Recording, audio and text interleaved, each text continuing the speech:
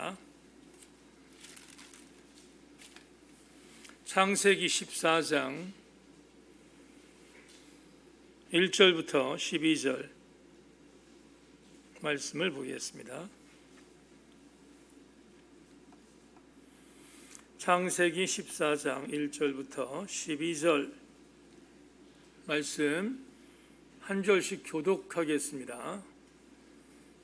먼저 제가 홀수절을 읽겠습니다. 당시의 신할 왕 아므라멜과 엘라상 왈 아리옥과 엘라망 그돌레우멜과 고이망 디달이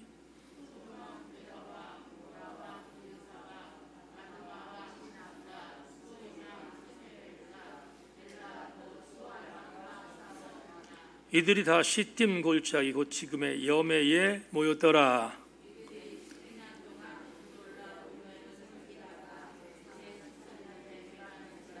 제14년에 그돌라오멜과 그와 함께한 왕들이 나와서 아스트롯 가라나임에서 르바 족속을, 함에서 수스 족속을, 사웨 기라다임에서 엠 족속을 치고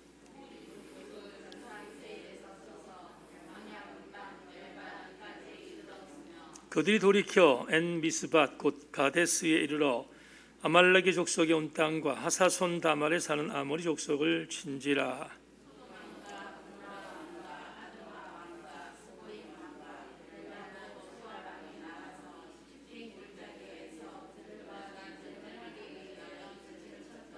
엘라망 그돌라오멜과 고이망 디달과 신하왕 아므라멜과 엘라상 왈 아리옥 네 왕이 곧 그 다섯 왕과 맞서니라.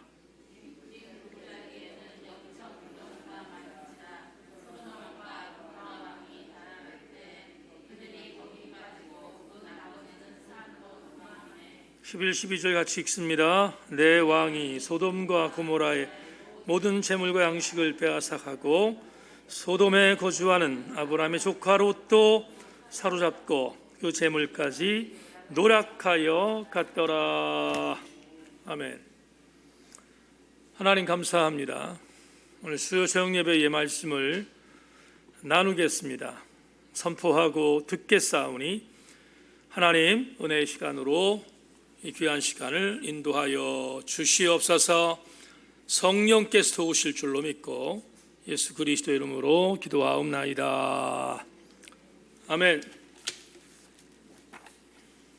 자, 한 번 더 인사합시다. 말씀에 기대 읽으십시다. 인사하겠습니다. 말씀에 기대 읽으십시다.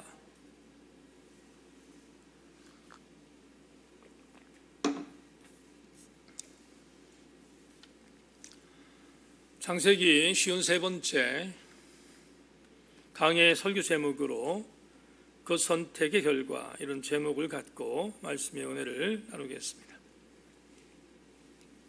은혜 시간 되기를 소망합니다. 지난 주간 중국의 베이징에서 열렸던 동계올림픽이 끝났습니다. 올림픽이라는 전 세계 축제가 전 세계의 지구촌에 사람들이 모여서 하나가 되는 좋은 계기로 그렇게 경기가 이루어져야 하는데, 근래 올림픽이 자본주의적인 냄새를 진하게 풍기고 만몬의 축제와 정치적인 체제에 대한 선전도구로 변질되고 있는 것 같아서 매우 유감스럽기 그지없습니다. 그럼에도 불구하고 4년마다 열리는 올림픽을 위해서 최선의 노력을 경주한 우리 대한민국 대표팀 선수단원 전체에게 박수를 보내는 것은 너무 당연한 일이고, 메달을 획득한 선수나 그렇지 못한 선수나 공이 모두가 영웅이고 갈채를 받아야 하는 주인공들임에 분명합니다. 여러분도 잘 알다시피 동계올림픽 종목 중에서 특히 대한민국 선수단이 강세를 보이는 종목은 응당 쇼트트랙입니다. 이번 올림픽에서도 예외가 아니었음을 우리가 보도를 통해서 듣게 되었습니다. 하지만 이번 올림픽에서 쇼트트랙이 특히 관심의 초점이 된 이유는 또 다른 이유가 있었기 때문입니다. 이번 대한민국 쇼트트랙의 국가대표는 최약체라는 평가를 받았습니다. 선수 선발 과정에서 여러 가지 잡음도 있었고 유력한 메달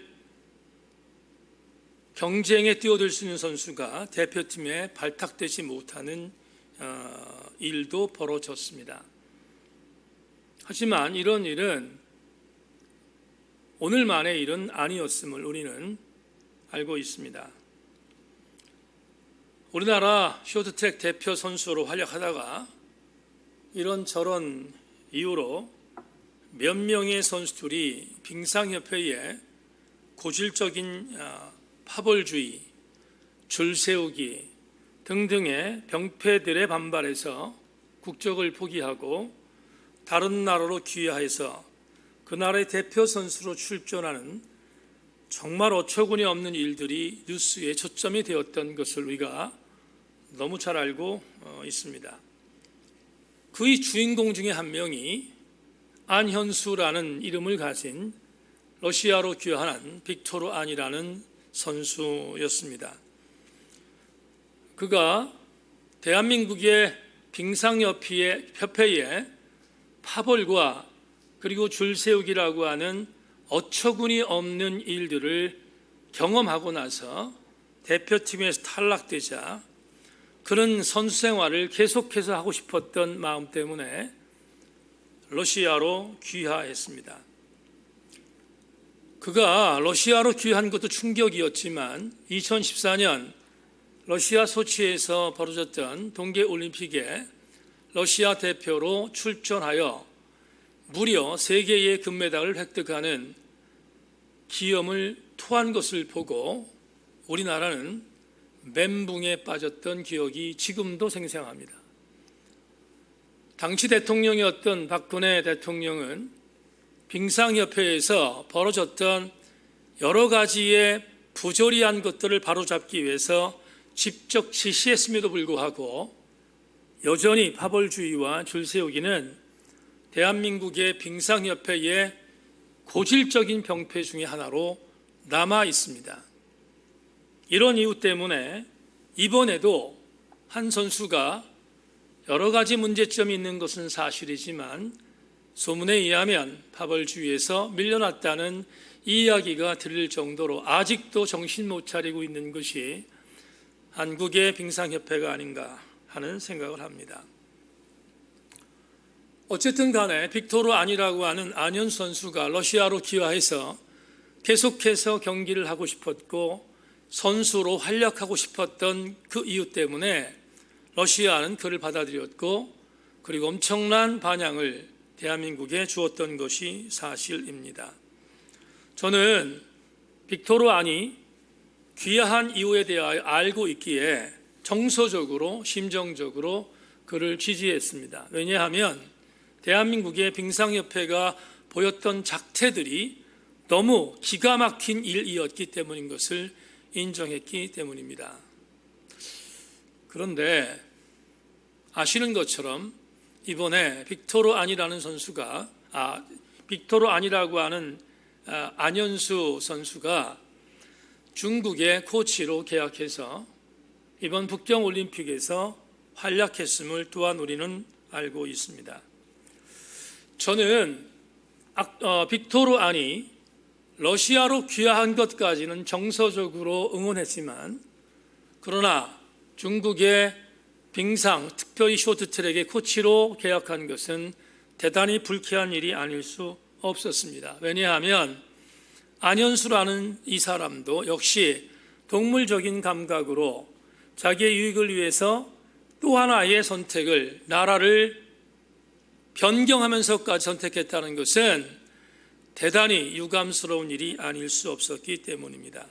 근래 이런 일 때문에 대중가수로 유명했던 유승준 씨가 병역을 기피하기 위하여 자기의 시민권이 있는 미국으로 도피한 것을 보고 평생 동안 유승준 씨를 한국으로 들어오지 못하게 만들었던 이유는 저는 정말 당위가 있다고 생각한 것인데, 요즘 여론에서 빅토르 안이 한국에 들어오지 못하게 하자는 운동이 벌어지는 그런 일들에 대하여 역시 이제 나름대로 이해하게 되었습니다. 왜 오늘 제가 이 설교에 오늘 창세기 쉬운 세 번째의 강해에 오늘 이 말씀을 드리는지를 지금부터 말씀드리겠습니다. 성인이라는 단어를 사전에 찾아보았습니다. 성인이 누구인가? 사전을 찾아보니 이렇게 쓰였습니다. 자라서 어른이 된 사람, 보통 만 19세 이상의 남녀를 이루는 단어다. 사전적인 의미는 정확하게 기록되어 있습니다. 그런데 성이란 단어가 이렇게 사전적인 의미가 있는가? 거기에서 국한되고 있는가 생각해 보면 그렇지 않다고 생각합니다. 왜냐하면 성인은 사전적인 그 이상의 의미를 담고 있기 때문입니다. 어떤 의미일까?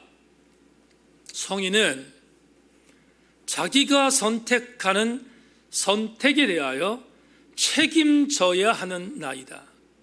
그리고 책임질 수 있는 자가 성인이다. 이렇게 저는 해석하기 때문입니다. 성인은 무언가를 결정할 때 결정할 만한 자유와 권리가 있습니다. 그러나 성인은 적어도 자기가 선택한 것에 대하여는 철저하게 책임져야 합니다. 그게 성인인 것입니다. 오늘 여러분과 롯의 이야기를 하려고 합니다. 롯은 소돔에 거했습니다. 본문 12절을 여러분에게 소개하겠습니다. 소돔에 거주하는 아브라함의 조카 롯도 사로잡고 그 재물까지 노락하여 갔더라. 우리는 이미 살핀 것처럼 소돔이라고 하는 이 동네에 롯이 자기의 결정적인 결단적 선택으로 이주했음을 우리는 이미 공부했습니다. 왜 롯이 소돔을 선택했을까? 그 이유는 매력적인 세속적 가치 때문이었습니다. 창세기 이전 강해를 통해서 말씀드렸지만 소돔이 롯이 보기에 매력적으로 보였기 때문에 그는 그의 의지적인 결단으로 소돔으로 이주한 것입니다. 창세기 13장 10절이 이것을 증명합니다. 이에 롯이 눈을 들어 요단 지역을 바라본즉 소알까지 온 땅에 물이 넉넉하니 여호와께서 소돔과 고모라를 멸하시기 전이었으므로 여호와의 동산 같고 애굽 땅 같았더라. 이 구절을 주목하십시다. 롯이 눈을 들어서 큰아버지 아브라함이 네가 선택한 곳으로 가라 라고 말했습니다. 눈을 들어봤더니 소돔이 멸망당하기 직전이었기 때문에 소알까지 바라보니까 너무 비옥하고 물도 넉넉했다. 이렇게 성경은 증언하고 있습니다.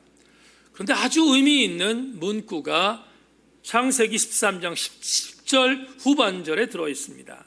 이렇게 말합니다. 여호와의 동산 같고 애굽 땅 같았더라. 소돔이 멸망 이전이었기 때문에 이런 모습이었다고 롯이 눈으로 보니까 그렇다고 증언하고 있습니다. 그런데 창세기 13장 13절은 그 반대의 이면을 이렇게 보고합니다. 소돔 사람은 여호와 앞에 악하며 큰 죄인이었더라.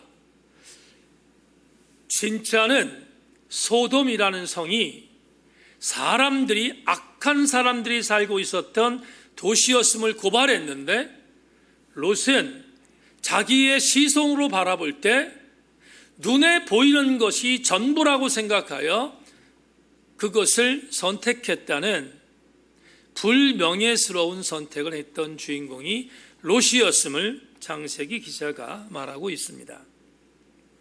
자, 이제부터 지난 주일에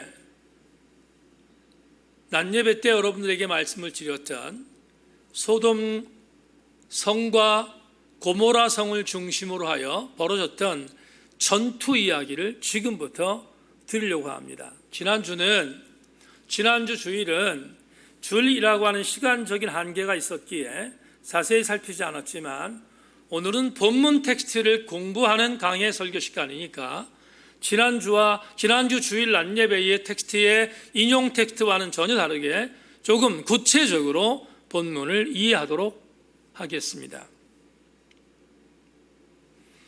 창세기 14장 오늘 본문을 보면 1절부터 4절까지 전쟁이 일어났음을 보고합니다. 지난 주일날 여러분에게 이 전쟁을 하나로 묶어서 말씀을 드렸지만 본문 창세기 14장은 이 전쟁이 두 번의 전쟁이었음을 보고하고 있습니다. 그렇다면 두 번의 전쟁은 어떤 전쟁이었는가? 1절부터 4절을 보면 염해를 중심으로 하여, 잘 따라오십시오. 염해를 중심, 염해라는 말은 오늘 본문에 나오는 말이지만 우리에게 더 익숙한 단어가 있습니다. 이 염해를 사해라고 합니다. 여러분 사해는 익숙하시죠? 사해를 중심으로 하여 동방 쪽에 있는 나라 4나라와 서방 쪽에 있었던 나라 5나라가 전쟁을 벌였음을 성경이 증언하고 있습니다.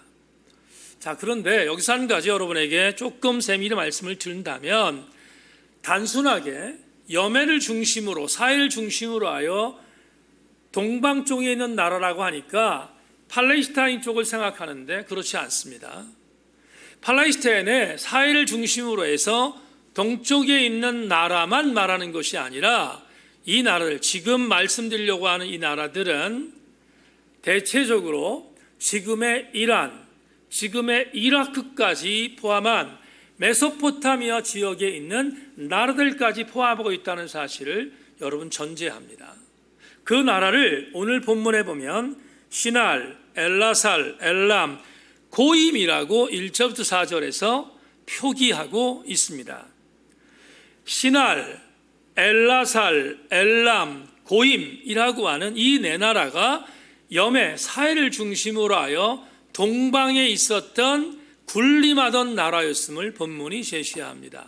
그런데 지난 주일날 말씀드렸던 것처럼 지난 주일은 뭉뚱그렸지만 염해를 중심으로 하여 서쪽에 있었던 서방 나라 5나라가 있었는데 이 5나라가 반기를 들었다고 했습니다.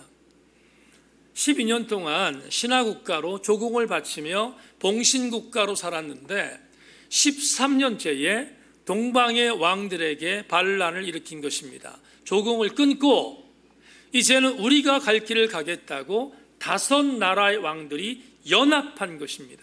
그리고 조공을 끊었습니다. 그러자 동방의 4나라가 괘씸히 여겨서 그 이듬해였던 13년째에 전쟁이 일어났음을 성경이 말합니다. 13년째 일어났던 전쟁을 우리는 1차 전쟁, 지난 주일날은 말씀 안 드렸어요. 1차 전쟁이었다. 이 1차 전쟁은 거의 동방의 4나라가 승리한 것으로 굳어졌습니다.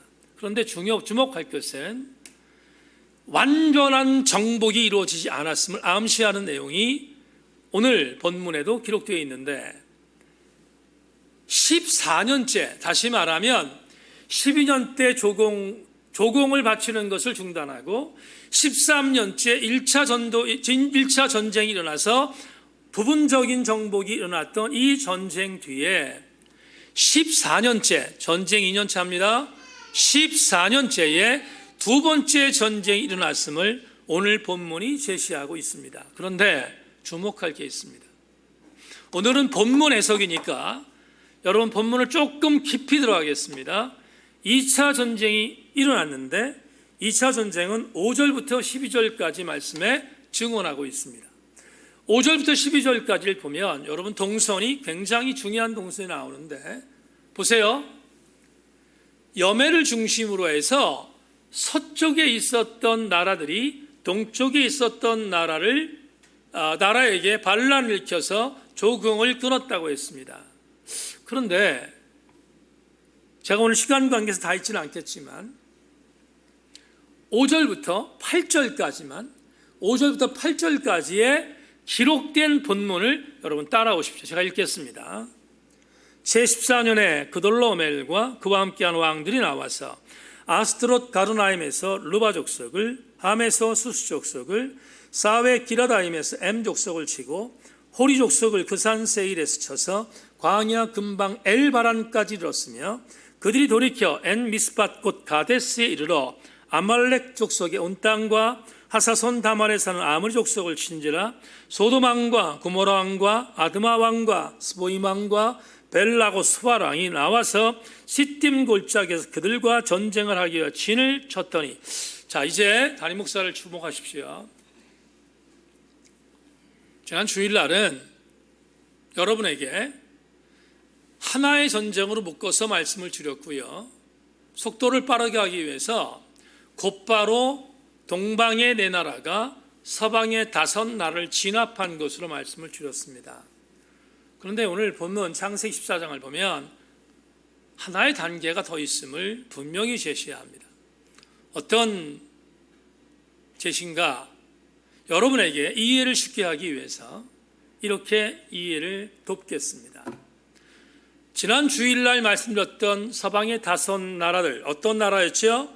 5나라 분명히 말씀드렸어요. 소돔, 고모라, 아드마, 스보임, 소알까지 이 5나라의 왕들이 반란을 일으켰다고 말씀을 드렸는데, 이 왕들은 전쟁이 일어나자 뒤로 숨었어요. 어떤 뒤로 숨었는가? 이미 이 여매 사해를 중심으로 하고 있었던 서방의 5나라 앞에 방패막이가 있었어요. 그 방패막이가 어딘가? 오늘 본문에 나오는 우리에게 굉장히 익숙해 있는 나라인데 창세기 본문에는 익숙하지 않은 지명으로 나와요. 제가 그걸 여러분에게 풀겠습니다. 특별히 지금 동방에 있었던 4나라가 진압하기 위하여 서방 5나라를 진압하기 위하여 출정했는데 곧바로 치지 않고 우회하여, 이걸 여러분 성경 지리로 보면 남부지역인데 남부지역으로 우회해서 세 족속을 칩니다. 그 세 족속이 어디냐? 오늘 본문에 나온 걸 보면 르바 보이시죠? 르바를 구약성경 창세기 이후에 르바를 대체적으로 어떠한 지역으로 말하냐면 가나안 족속이라고 말합니다. 여러분 익숙한 단어 가나안 족속이라고 말합니다.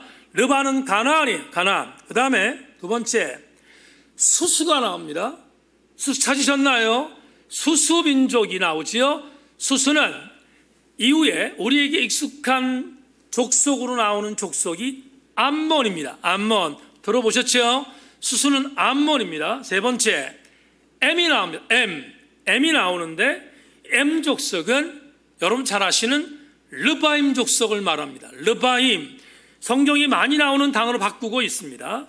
그 다음에 본문에 또 다른 족속이 4왕들에 의하여 진압되었음을 보고하고 있는데 호리가 나옵니다. 호리는 우리가 잘 아는 에돔입니다. 에돔. 호리는 뭐라고요? 에돔입니다.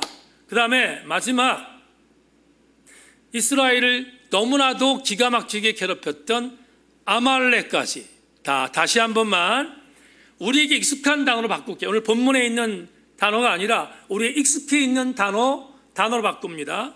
가나안, 암몬, 르바임, 에돔, 아말렉. 이거 다 뭐지요? 지금 말씀드렸던 이 족속이 어디서 많이 우리가 들어왔습니까?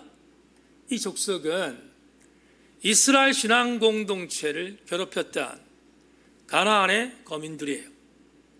가나안 땅에 거하던 거민들이었습니다. 이 거민들이 앞에 있고 뒤로 숨었어요. 그래서 동방의 네 왕들은 어쩔 수 없이 이 앞에 있는 방패막이가 되고 있는 다시 가나안, 암몬, 르바임, 에돔 그리고 아말렉 족속까지 쳤음을 성경이 우리에게 제시하고 있습니다. 자, 그렇다면 이 족속을 친 이유가 뭘까? 그 이유가 뭘까? 제가 오늘 원고에 쓰지 않았지만 구약학자 중에서 아주 유명한 그런 구약학자들이 많이 있거든요. 많이 있는데 구약학자 중에서 제가 많이 인용하는 구약학자 한 명이 이런 말을 해요. 어떤 말 하냐면 아브라함이 롯을 구하잖아요. 나중에 공부하겠습니다. 아브라함이 롯을 구하는데 아브라함이 롯을 구하는 그 동선 자체가 가나안 땅이라고 하는 땅을 소개하기 위하여 오늘 본문에 가나안이 들어갔다는 거예요. 이게 무슨 말인가 하면 월터 브룸이라고 하는 이 유명한 신학자가 했던 말이 뭐냐면 적어도 아브라함의 계통이 가나안을 정복한 것에 대한 정복의 의미가 당위성이 있다는 것을 알려주기 위하여 이 동선을 소개했다는 거예요. 자, 여러분에게 조금만 더 쉽게 말씀드리겠습니다. 왜 동방의 네 나라, 그 네 나라가 서방에 있는 5개 나라를 치기에 앞서서 가나안 거민들을 먼저 쳤고 먼저 튄 뒤에 그 뒤에 숨어 있었던 서방의 5나라를 쳤을까? 그 이유는 앞으로 다음 주에 공부하게 될 텐데 다음 주에 공부하게 될 아브라함이 롯을 구출하게 되었던 동선 자체가 가나안을 통과했다는 거예요. 가나안을 통과했다는 것은 다른 말로 표현하면 이스라엘 신앙 공동체가 가나안을 정착하는 당위성을 알려주기 위하여 이게 복선으로 깔렸다는 사실을 우리에게 보고하고 있다는 거예요. 자, 여기서 우리는 아주 중요한 의미를 한 가지 캐치해야 되겠습니다. 동방의 네 나라를 도구로 삼아 서방의 5나라를 점령할 때 함께 점령한 것이 가나안 거민이었음을 보고하고 있습니다. 그렇다면 이러한 분명한 메시지가 이 안에 있습니다. 동방의 네 나라가 서방에 있었던 5나라와 가나안에 있었던 또 다른 나라들을 징벌하면서 동방의 승리로 끝납니다. 말씀드렸던 것처럼 동방의 승리로 끝나는데 동방의 승리의 클라이맥스가 뭐냐 하면 뒤에 숨어 있었던 소돔과 고모라의 멸망을 그리고 있는 것인데 소돔과 고모라를 멸망하기 위한 멸망시켰다는 보고가 본문에 있다는 것은 가장 중요한 영적인 복선, 지난주 주일날도 말씀드렸습니다. 소돔 안에 롯이 살고 있었고 롯이 살고 있었던 그 소돔이 멸망했다는 것을 분명히 제시하기 위한 가나안 족속과 더불어 거기에 빌붙어 살고 있었던 소돔까지 포함하여 분명히 멸망되었다는 사실을 강력하게 제시하기 위함을 창세기 14장에서 우리가 알게 된다는 것입니다.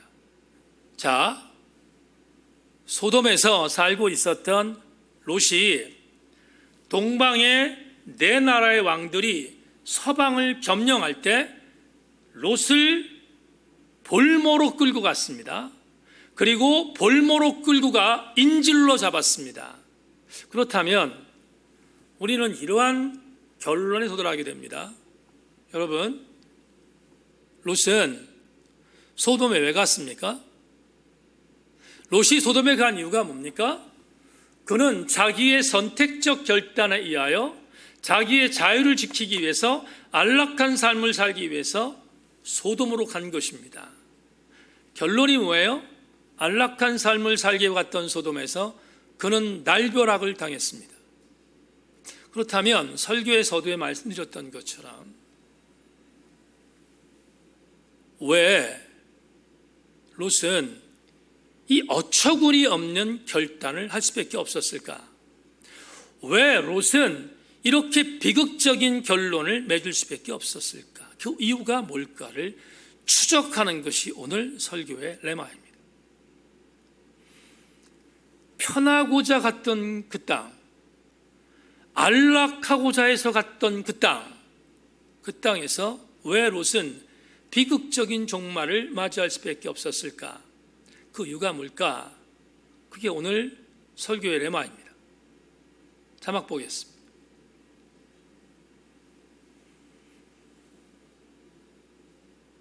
우리가 롯을 보면서 꼭 기억해야 할 일이 있습니다.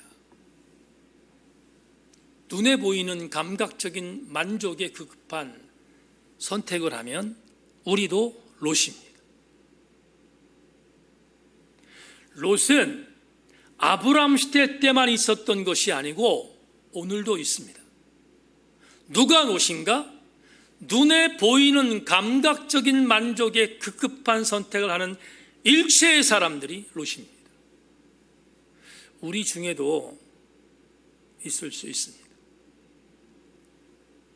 잘못하면 나일 수도 있습니다.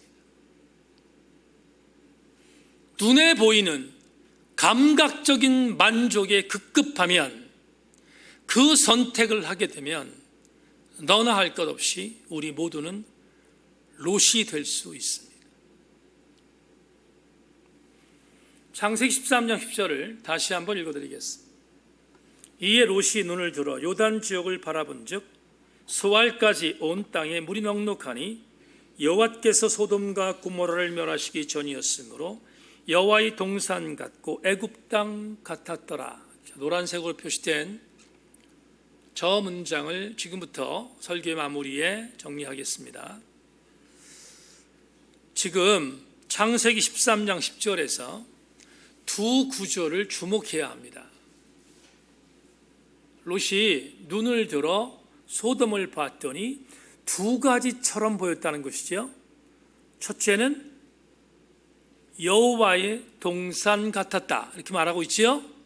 두 번째는 애굽 땅 같았다 이렇게 말하고 있습니다. 자, 여기서 우리가 꼭 주목해야 할 것이 있는데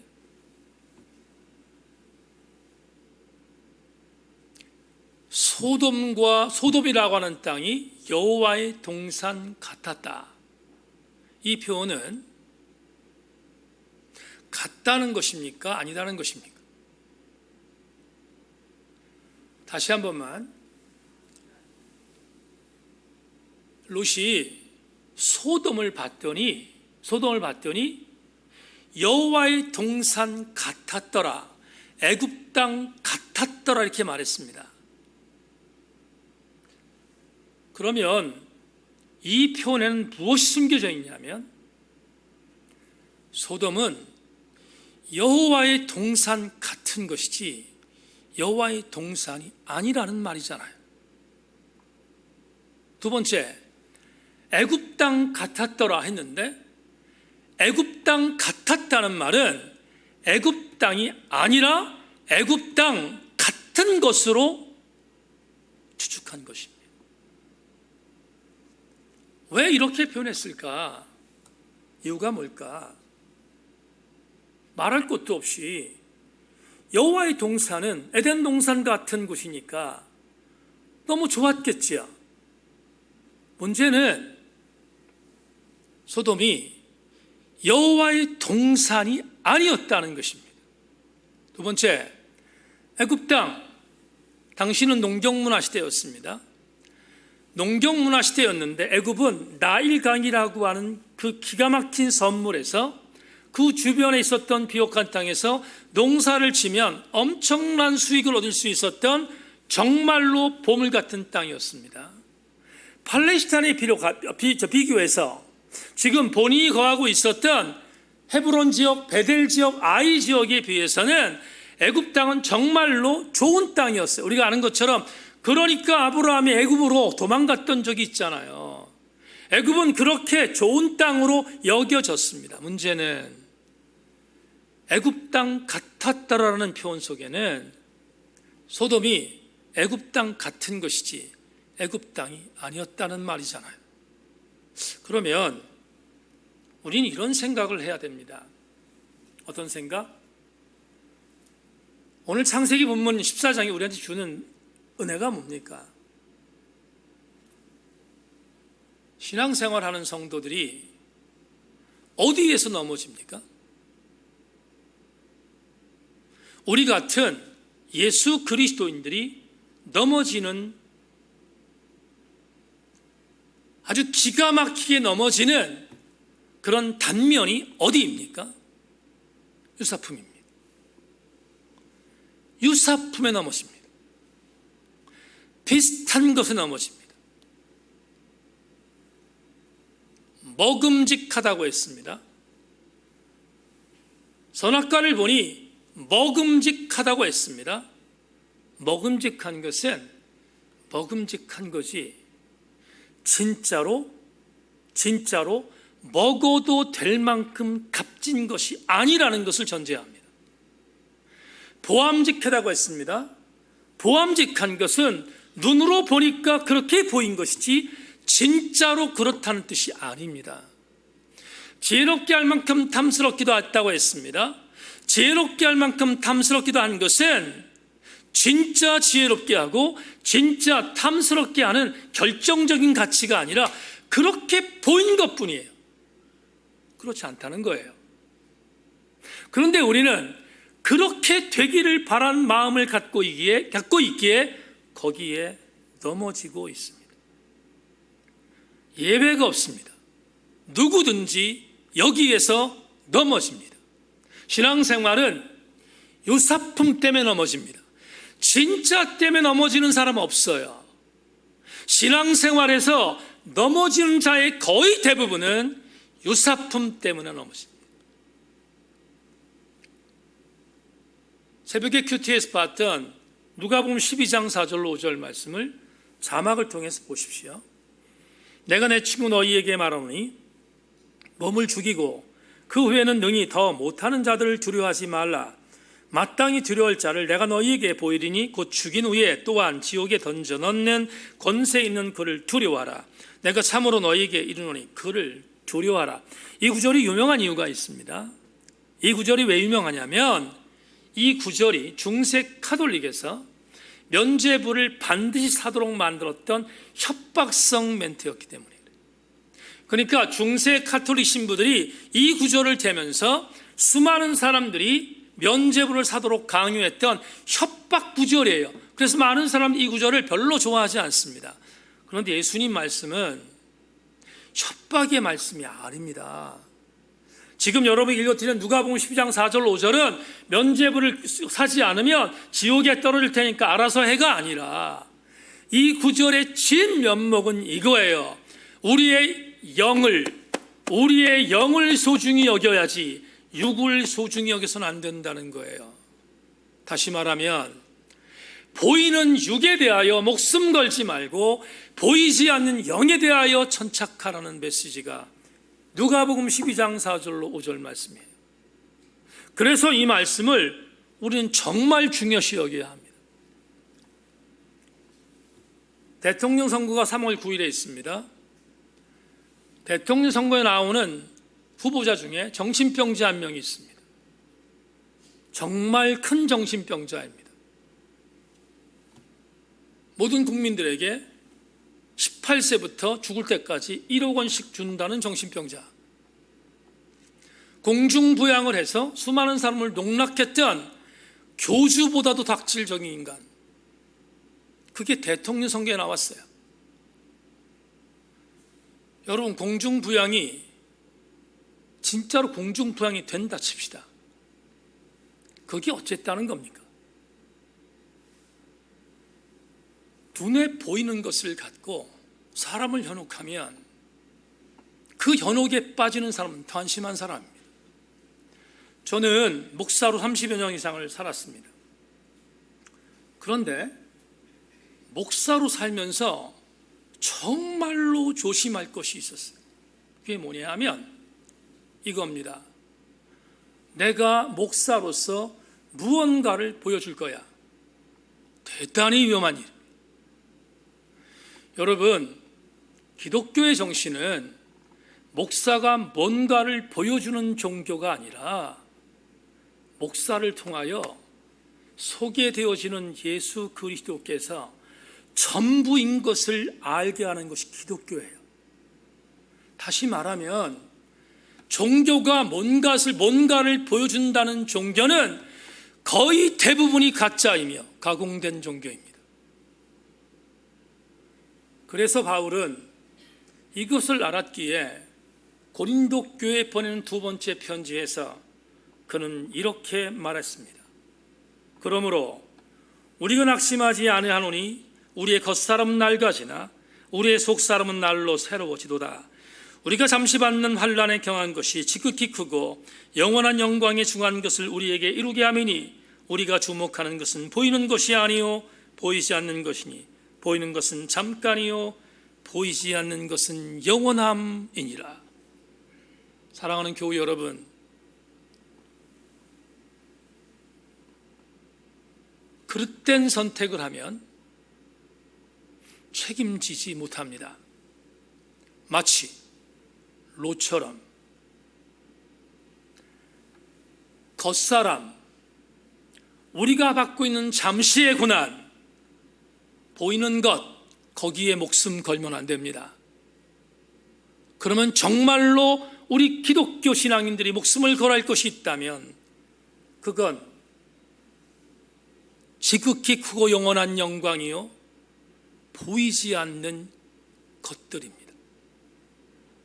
우리가 주목해야 할 것은 눈에 보이는 감각적인 만족을 주는 어떤 것이 아니라 보이지 않지만 우리의 영혼에 영적인 만족을 주는 하나님과 그의 아들 예수 그리스도와 그 아들 예수 그리스도께서 보내주시겠다고 약속하셨던 성령의 은혜에 주목해야 되지 않겠습니까? 그게 우리 기독교 신앙인들이 걸어가야 할 일입니다. 찰스 킴볼이라고 하는 교수께서 이런 말을 했습니다. 신앙생활은 여행과 같으며 그 과정에서 우리는 교훈을 얻고 과거에 배운 것을 버리고 변화를 겪으며 성장한다. 종교적 진리는 대단히 어려운 문제라서 절대적인 진리를 알고 있다는 주장으로는 쉽게 정리되지 않는다. 종교적 진리 탐구는 멈추지 않고 항상 지속되는 과정이다. 침례교 목사였던 이 찰스 킬볼이 맨 처음에 이 말을 했을 때 고개를 저었습니다. 왜냐하면 이 글 자체에 기독교가 갖고 있는 마지노선까지 포기하라는 종용처럼 들렸기 때문입니다. 그러다가 다시 곱씹어서 읽다가 고개를 끄덕거린 부분이 있습니다. 아, 찰스 킴볼 교수가 말했던 것은 이거였구나. 어떤 건가? 찰스 킴볼의 진짜 이 말에서 주고자 했던 말은 영원히 보이지 않는 종교의 진리에 대하여 지속적으로 탐구하고 성찰하고 고민하자는 뜻이었구나. 그렇습니다. 저는 다시 한번 강조하지만 우리가 가장 경계하고 가장 조심해야 하는 것이 있다면 그건 눈에 보이는 매력적 세속적 가치임을 다시 한번 교우들에게 전하고 싶습니다.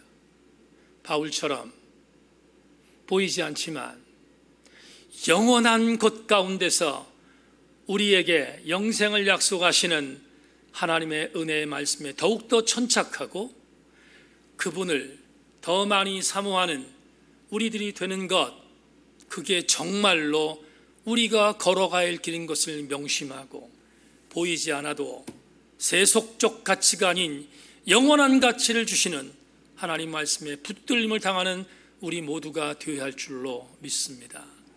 말씀 맺겠습니다. 기독교 신앙을 선택했다면 참 잘하셨습니다. 왜냐하면 기독교 신앙은 선택 이후에 책임지게 만들어주는 종교이기 때문입니다. 우리는 선택으로 끝나지 않고 책임까지 지는 신실한 그리스도인들입니다. 롯이 왜 실패했는가? 창세기 12장 14절이 다시 한번 오롯이 떠오릅니다. 창세기 12장 4절은 이렇게 말하고 있습니다. 이에 아브라함이 여호와의 말씀을 따라갔고 롯도 그와 함께 갔으며 아브라함이 하란을 떠날 때 75세였다라는 이 구절, 아브라함처럼 말씀을 따라가는 자는 눈에 보이지 않지만 영원하신 하나님의 은혜에 거할 것이지만 롯처럼 사람을 따라가면 책임지지 못하는 그릇된 선택을 한다는 것을 명심하고, 오늘 수요 정예배에 나온 사랑하는 교회 여러분, 한 사람도 빠짐없이 세속적 가치가 아니라 눈에 보이지 않지만 하나님 말씀을 붙드는 우리 모든 성도들 다 되실 수 있기를 주님의 이름으로 축원합니다.